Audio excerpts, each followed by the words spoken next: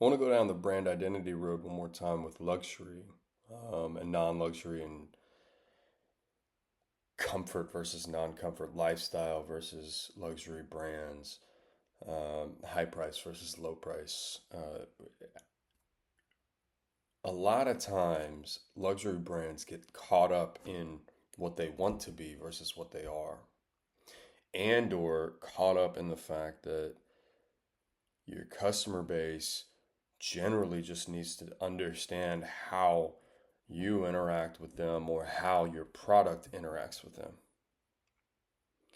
I always think of the Intern when I'm thinking of fashion, but they the company was about the fit. It was a company that would show ladies what the fit was with the dress or with the blouse or whatever it was, right? It would give a true option or a true showing of how that may fit onto your body, therefore, how that garment would be able to identify yourself, right? So, as you're shopping, you kind of understood, okay, if I get small or if I get medium, it would be tight, loose, whatever it was, right? So, what does that tell us? Now, it's a movie brand, but at the same regard, from an influencer perspective, and then from a commercial perspective, everything has a camera on it. And some of the best brands out there are, sending a box full of clothes to ladies and, hey, put this in front of your camera, show how it fits you, how does it, tuck, tie it everywhere, right? Different areas, everything in between. Because your consumers are trying to figure out, how's it going to fit me?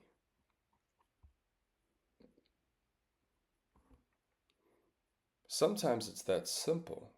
And when there's cameras everywhere, there should be transparency everywhere in your sales process or in your marketing process.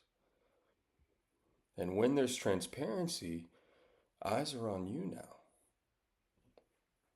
With Light Export US, Lexus, the transparency is obvious. You went from SC400 to RX350, from an LS430 to now the new LSs.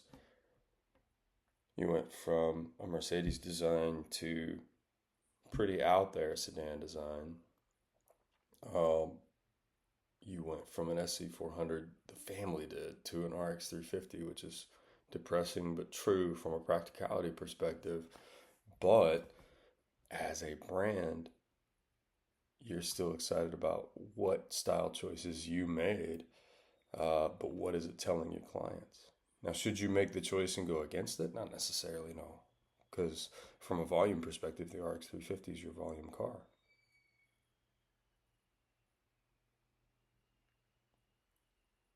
Your base matters, but also the communication to the end consumer matters too.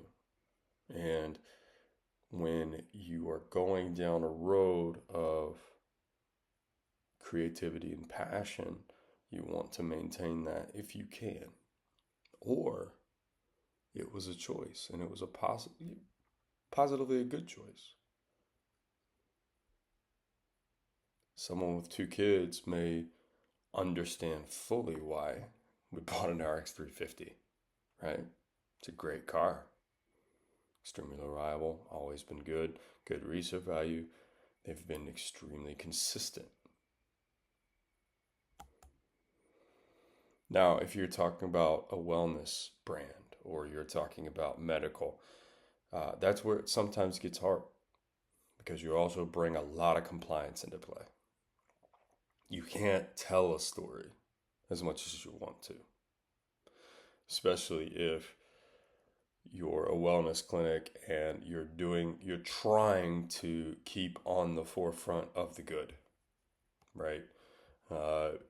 In Alabama, they are literally prosecuting companies that are using research peptides on humans, which is reasonable enough. But if you can't get the peptides people are looking for, what are your other options? And the option is either not to carry them or give people research peptides, which probably shouldn't. But the reality of the situation, they are now getting hit. Multiple North Alabama companies are now getting hit because they did not tell people that they were giving them research peptides.